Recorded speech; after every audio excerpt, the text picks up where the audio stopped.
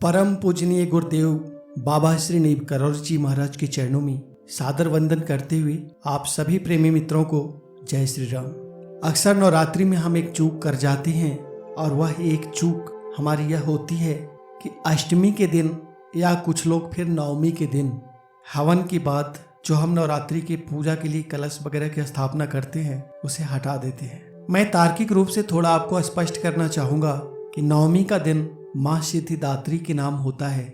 हमने 8 दिन जो पूजन किया, जो स्तोत्र पढ़े, जो मंत्र जाप किया, कुछ लोग अष्टमी के दिन ही कन्या भोग करा करके और हवन कर देते हैं और कुछ लोग नवमी के दिन हवन और कन्या भोग के बाद अपने अनुष्ठान को समाप्त कर देते हैं। जो लोग अष्टमी के दिन कर देते हैं उनके पास बहुत से तर्क होंगे, किस तरह का विधान है, पंडित जी ने बताया था, और भी बहुत सारे उनके अपने अपने तर्क होंगे। मुझे उनमें नहीं पड़ना है। मैं उन मित्रों को जो गहराई से आध्यात्म के पथ पर चलना चाहते हैं उनको तार्किक रूप से सिर्फ इतना ही बताना चाहता हूँ कि नवमी का दिन माँ सिद्धिदात्री देवी के नाम है और जिस दिन माँ का सिद्धिदात्री रूप आपको हर सिद्धियां प्रदान करने वाला था, जिस दिन आपकी पूजा का फल आपको मिलने वाला था, उसके पहले ही अगर आपने अपना अनुष्ठान खत्म कर दिया, अपना व्रत उपवास खत्म कर दिया, तब आप खुद सोचिए कि हमें इस अनुष्ठान का पूरा फल कैसे प्राप्त हो सकता है। माँ का लक्ष्मी स्वरूप, माँ का सिद्धिदात्री रूप जो हमारे लिए कल्याणकारी है,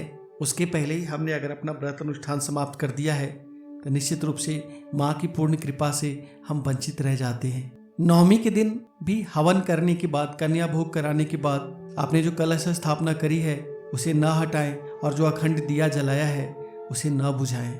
उस दिया को जलने दें, क्योंकि उस दिन माँ लक्ष्मी का आगमन हुआ है। माँ सिद्धिदात्री आपके घर में आई है और जिस तरह से आप पूजा जाप स्तोत्र पाठ जो कुछ भी आप जैसे अन्य दिनों तक कर रहे थे, नवमी के दिन भी आप पूरा नवमी तक उसको वैसे ही करें। शाम के समय की आरती भी वैसे ही करें और कलश वगैरह को जो हटाना है और हवन जो किया था उसे जो हटाना है, ये काम आप दशमी के दिन करें। मैंने अक्सर अपने कई मित्रों को देखा है यह चूक करते हुए और उनको सुधारते हुए। आज मुझे लगा कि अपने चैनल से जुड़े देवी माँ के उन भक्तों को जो गहराई से जुड़ करके हमारे चैनल के साथ चल रहे हैं, चीज़ों को समझने का प्रयास कर रहे हैं, उन्हें मैं करेक्ट कर दूं कि इस चूक से वो निश्चित रूप से बचें। कभी विधान बनाया गया होगा किसी विशेष परिस्थितियों में, आकस्मिक परिस्थितियों में अष्टमी के दिन हवन करने का और अष्टमी के दिन ही कन्या भोग करा देने का, जिसे धीरे धीरे लोगों ने रूटीन में अपना लिया।